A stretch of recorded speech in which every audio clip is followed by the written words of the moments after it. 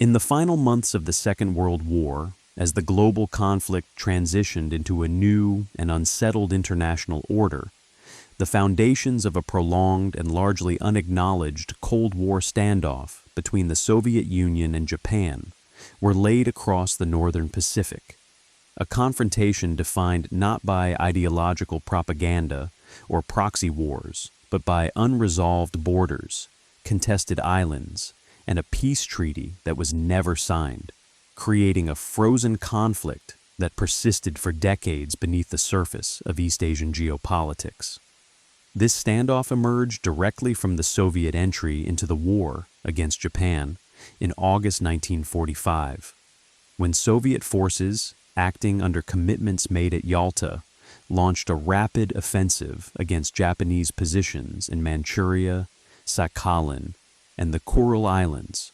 overwhelming exhausted Japanese units and establishing military control over territories that would become the core of the post-war dispute.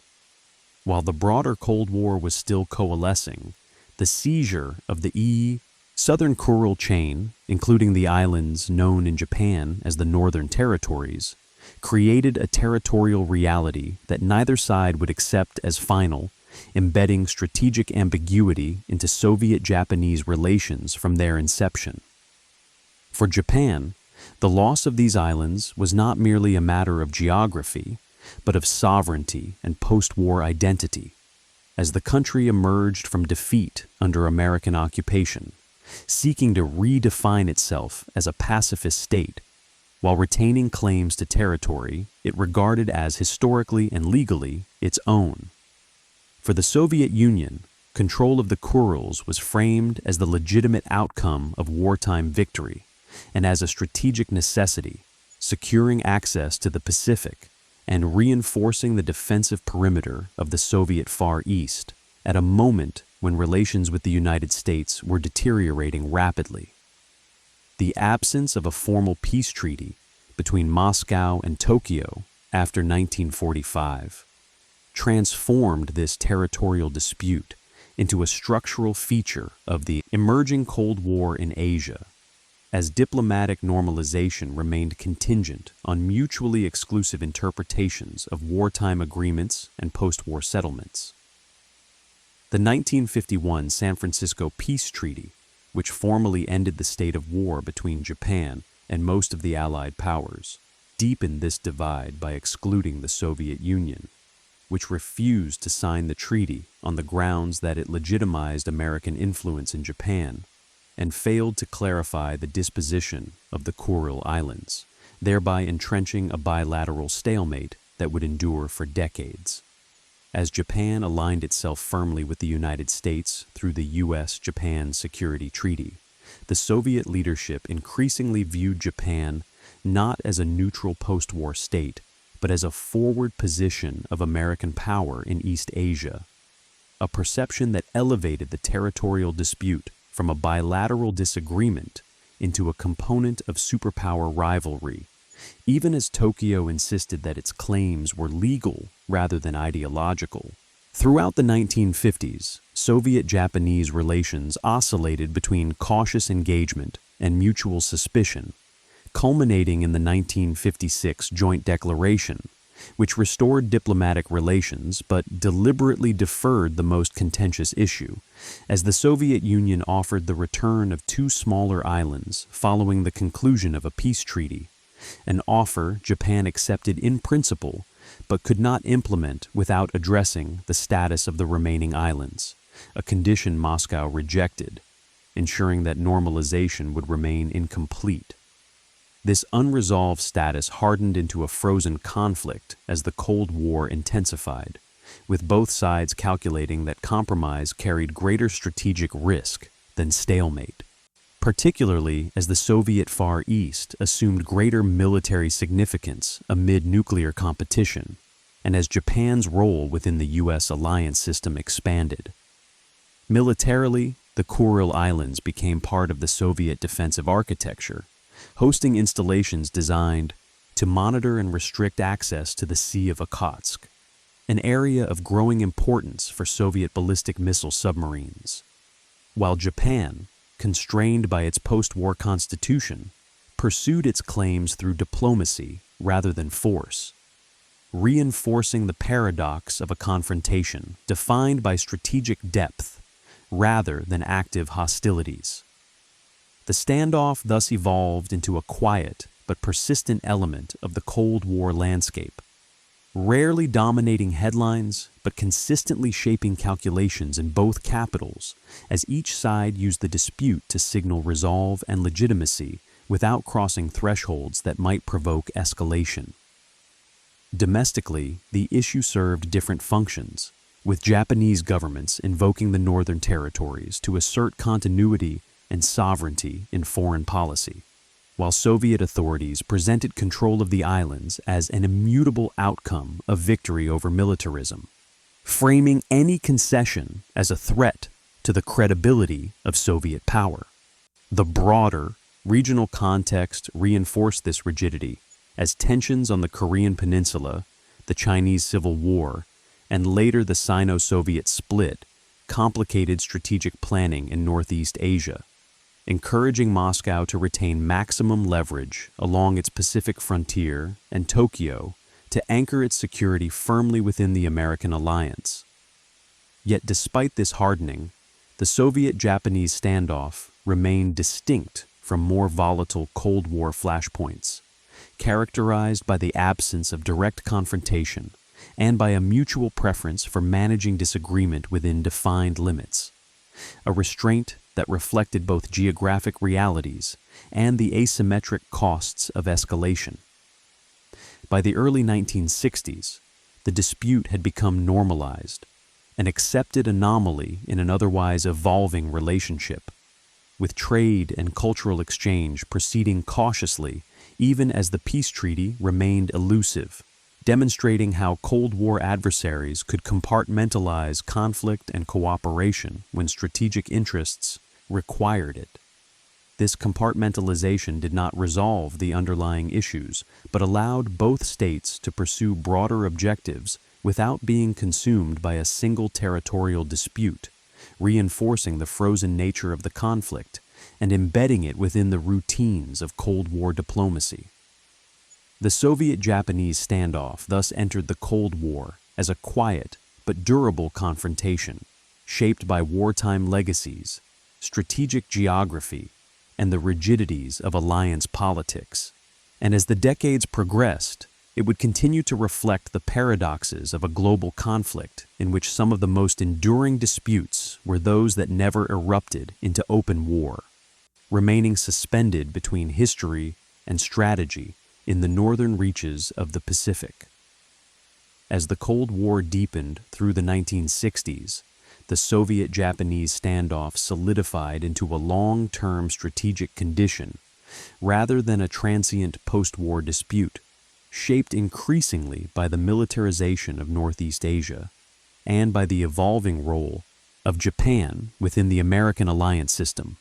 developments that reinforced Soviet perceptions of Japan as an extension of U.S. power and hardened Moscow's unwillingness to compromise on territorial questions that now carried broader security implications. Japan's 1960 revision of the U.S.-Japan Security Treaty, which expanded American basing rights and formalized mutual defense obligations, intensified these concerns, as Soviet planners assessed that any territorial concession in the Kurils could weaken control over maritime approaches critical to the defense of the Soviet Far East and the protection of naval assets operating from Vladivostok and Petropavlovsk-Kamchatsky, a calculation that increasingly framed the islands not as negotiable remnants of wartime settlement, but as integral components of a defensive perimeter. For Japan, the same developments constrained diplomatic flexibility, as Tokyo's dependence on the U.S. security guarantee limited its ability to pursue autonomous accommodation with Moscow, even as successive Japanese governments maintained that the territorial dispute was a bilateral legal matter,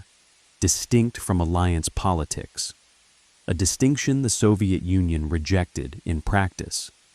Throughout this period, negotiations over a peace treaty continued intermittently,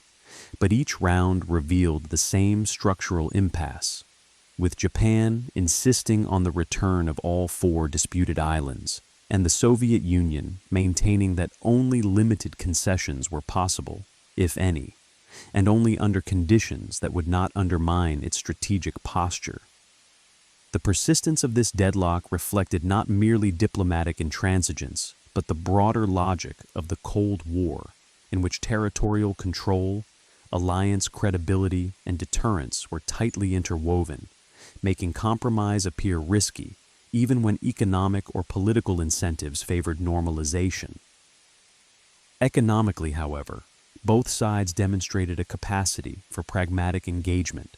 expanding trade, relations and cooperation in areas such as fisheries and resource development, a compartmentalization that allowed material interests to advance without resolving the core dispute, and that reinforced the frozen character of the conflict by reducing the immediate costs of stalemate. This compartmentalization was facilitated by Japan's post-war economic expansion, which created incentives for Moscow to engage commercially while preserving political leverage, and by Tokyo's interest in diversifying energy supplies and markets without challenging the fundamentals of its security alignment. Domestically, the territorial issue assumed symbolic significance in Japan, serving as a rare point of consensus in an otherwise fragmented political landscape and reinforcing narratives of post-war continuity and national dignity. While in the Soviet Union, the islands were incorporated into official histories of victory and defense, making their status politically sensitive and resistant to reconsideration. The strategic environment of Northeast Asia further entrenched this rigidity, as the Sino-Soviet split introduced new uncertainties along the Soviet Union's eastern frontier and heightened the importance of secure maritime access, encouraging Moscow to consolidate control over contested territories rather than risk signaling weakness. Japan, observing these shifts, continued to prioritize economic growth and alliance stability over confrontation, using diplomacy and international forums to keep its claims alive, while avoiding actions that might provoke retaliation or jeopardize regional stability. The standoff thus persisted as a low-intensity but enduring feature of the Cold War order in Asia, influencing military planning and diplomatic posture without escalating into crisis, a pattern that contrasted sharply with more volatile flashpoints, yet proved no less durable. By the late 1960s, the Soviet-Japanese dispute had become institutionalized, embedded in policy, assumptions and bureaucratic routines on both sides, and increasingly insulated from resolution by the very stability it produced, demonstrating how frozen conflicts could serve as anchors of predictability in an otherwise fluid geopolitical landscape. This institutionalization ensured that the standoff would survive leadership changes, shifts in rhetoric, and fluctuations in global tension, remaining a constant reference point in bilateral relations and a reminder that the Cold War's geography was shaped as much by unresolved legacies as by active confrontation. In this sense, the Soviet-Japanese Cold War standoff exemplified a form of strategic stalemate that derived its durability from restraint, calculation, and the mutual recognition that escalation offered no clear advantage, setting the pattern for decades of coexistence defined by unresolved borders and managed rivalry rather than open hostility. As the Cold War entered the 1970s, the Soviet-Japanese standoff endured, with little alteration in its fundamental structure. Yet the broader international environment introduced new variables that tested whether a frozen conflict could remain insulated from systemic change.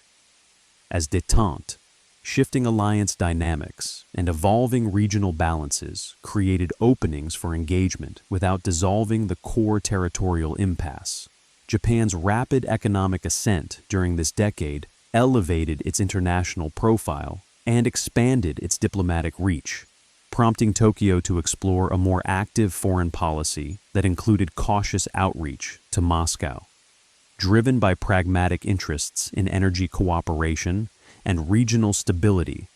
rather than by any retreat from its territorial claims. For the Soviet Union, détente with the United States and the need to manage a complex relationship with a rising China increased the appeal of stabilizing relations along its Pacific frontier. Yet these incentives remained constrained by the strategic value of the Kuril Islands and by domestic narratives that framed territorial control as non-negotiable. Negotiations during this period reflected this tension, producing incremental agreements on trade, fisheries, and cultural exchange while leaving the peace treaty unresolved, a pattern that underscored the extent to which both sides preferred functional normalization to the risks inherent in comprehensive settlement. The strategic logic underpinning the stalemate became increasingly evident as the Sea of Okhotsk assumed greater importance in Soviet naval doctrine, emerging as a protected bastion for ballistic missile submarines whose survivability depended on control of surrounding straits, a development that further reduced Moscow's willingness to contemplate concessions and transformed the territorial dispute into a question of nuclear deterrence as well as historical grievance. Japan, constrained by its pacifist constitution and alliance commitments, responded to this reality by reinforcing its defensive posture and maritime surveillance in cooperation with the United States.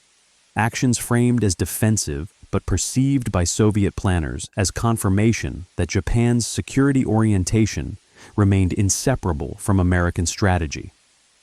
Despite these constraints, the 1970s witnessed an expansion of Soviet-Japanese economic interaction, particularly in the fields of natural resource development in Siberia and the Far East, where Japanese capital and technology complemented Soviet resource endowments, creating interdependencies that softened rhetoric without altering strategic fundamentals.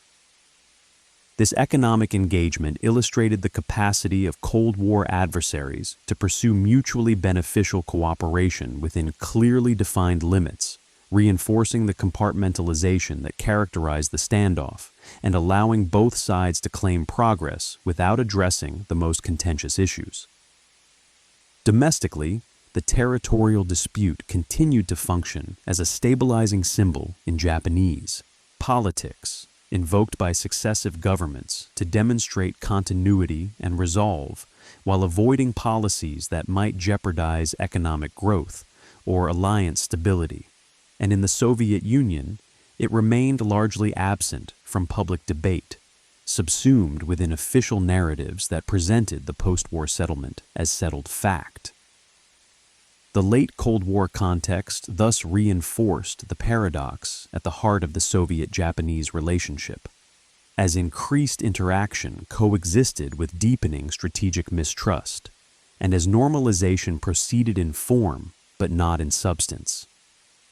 The persistence of this paradox reflected a shared assessment that the costs of resolution outweighed its benefits under prevailing conditions, particularly when the absence of active conflict allowed both states to pursue broader objectives without distraction.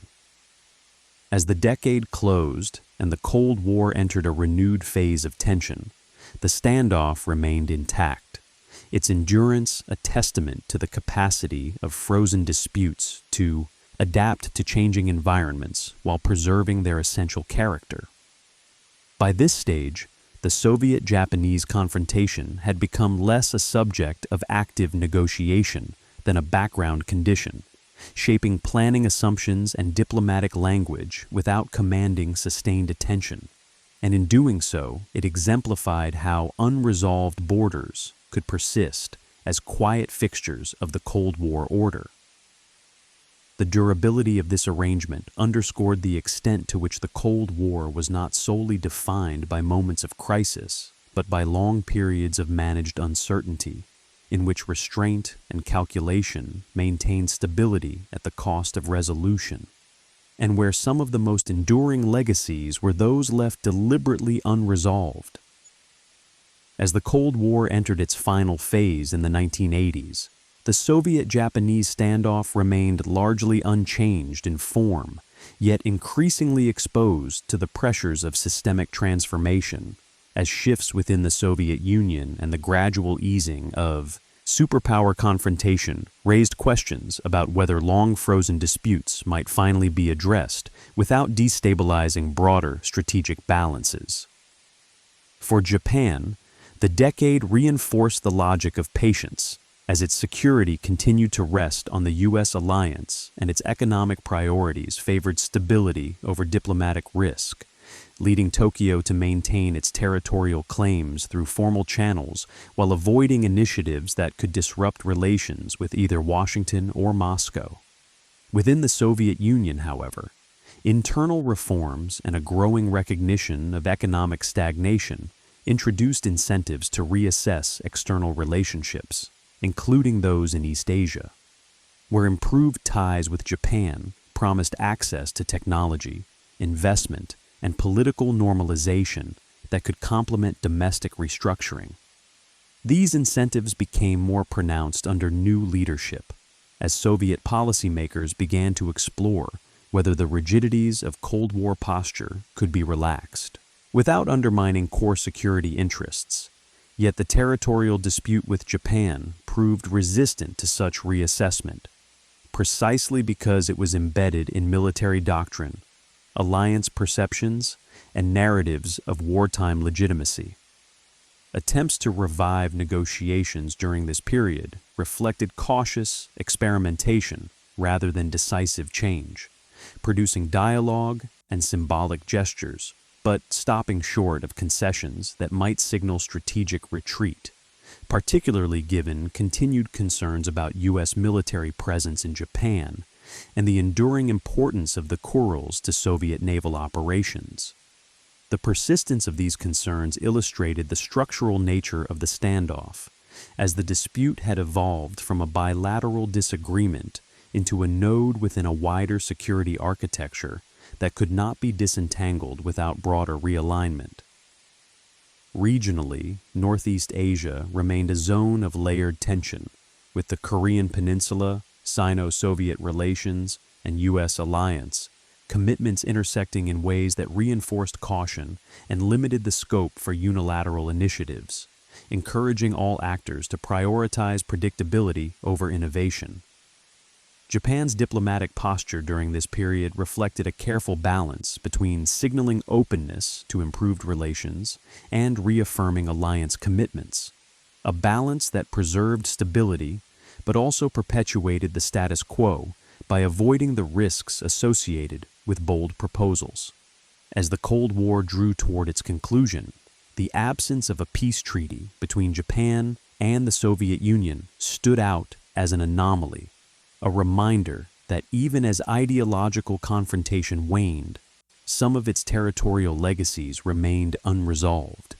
insulated by strategic calculation and bureaucratic inertia. The dissolution of the Soviet Union would ultimately transform the context of the dispute, but during the Cold War's final years, the standoff persisted as a quiet constant, shaping expectations and limiting options, even as global structures shifted around it. Analytically, this persistence underscores how frozen conflicts can outlast the systems that produce them, sustained by institutional memory, security doctrines, and domestic narratives that resist rapid change. The Soviet-Japanese Cold War standoff thus exemplifies a form of endurance rooted not in active hostility, but in the mutual recognition that resolution carried risks neither side was prepared to assume, particularly in a region where stability was valued precisely because of its fragility. By the late 1980s, the confrontation had become less a dynamic rivalry than a structural condition, a backdrop against which both states pursued broader objectives while accepting that certain questions would remain unanswered.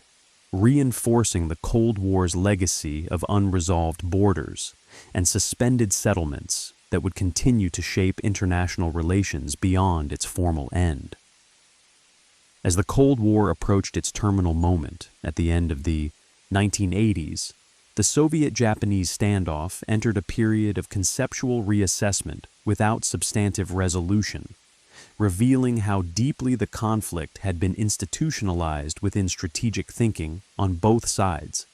and how even dramatic systemic change did not automatically dissolve disputes anchored in territory, military doctrine, and historical narrative. The erosion of ideological confrontation between East and West reduced the symbolic intensity of the rivalry, yet the practical obstacles to settlement remained intact as Soviet planners continued to view the Kuril chain as essential to the integrity of the Far Eastern defense system, while Japanese leaders faced domestic expectations that framed the northern territories as an unresolved injustice that could not be relinquished without undermining political legitimacy. This mutual rigidity was reinforced by the transitional uncertainty of the late Cold War, as neither side could be certain how far reforms or realignments would proceed, encouraging caution rather than risk-taking and favoring the preservation of established positions over experimentation. Diplomatic exchanges during this period reflected this caution, emphasizing normalization of contacts, expanded economic dialogue,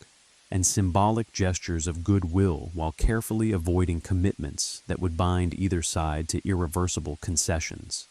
a pattern that allowed progress to be claimed without altering the structural balance. The absence of crisis during these years further reduced incentives for resolution, as the standoff's very stability became a justification for maintaining it,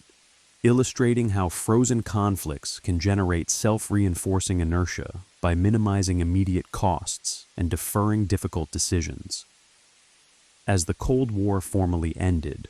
the Soviet-Japanese dispute remained unresolved, demonstrating that the conclusion of ideological rivalry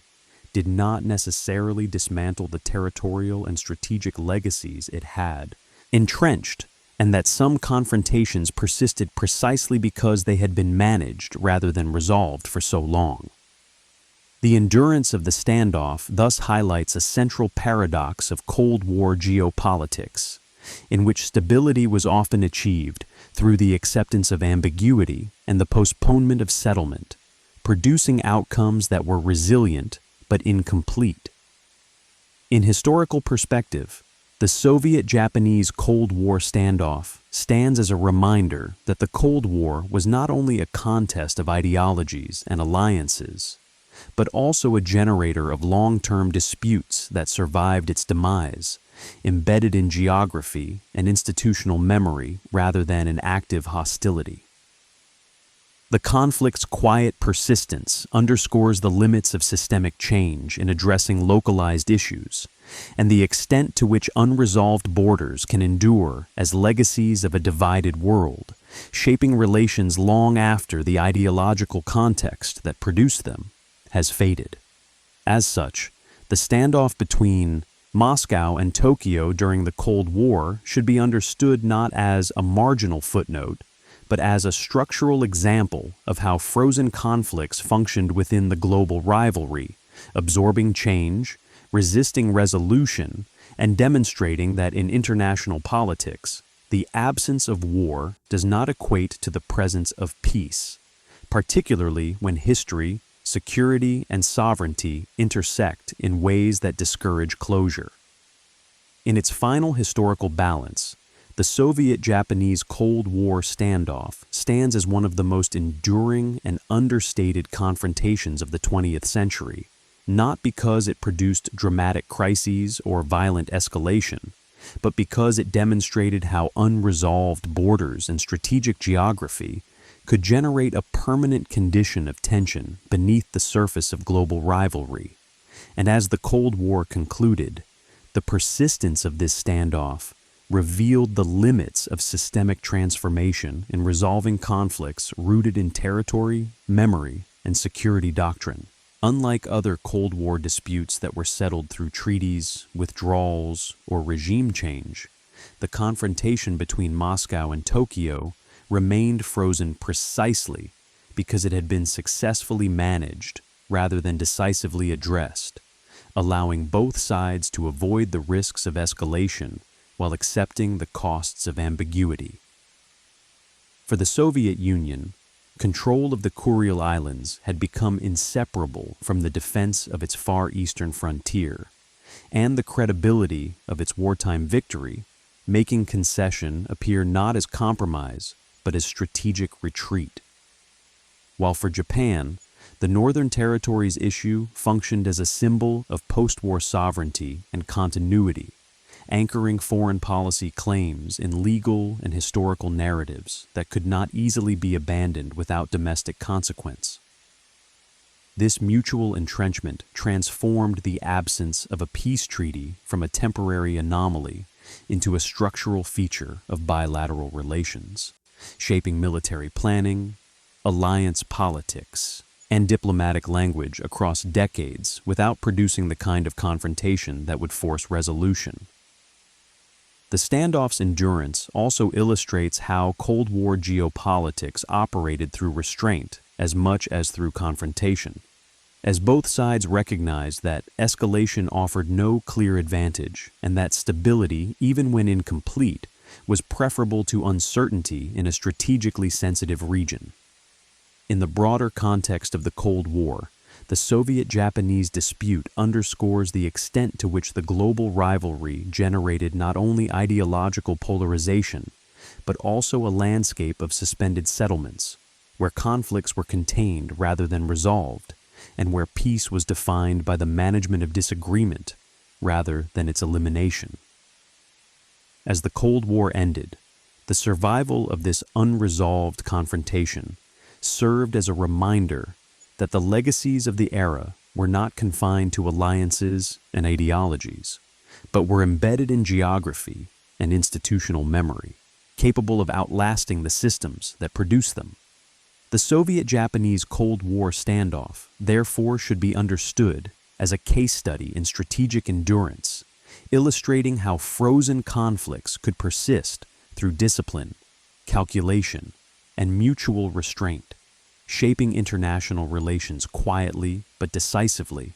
and revealing that in the Cold War's long shadow,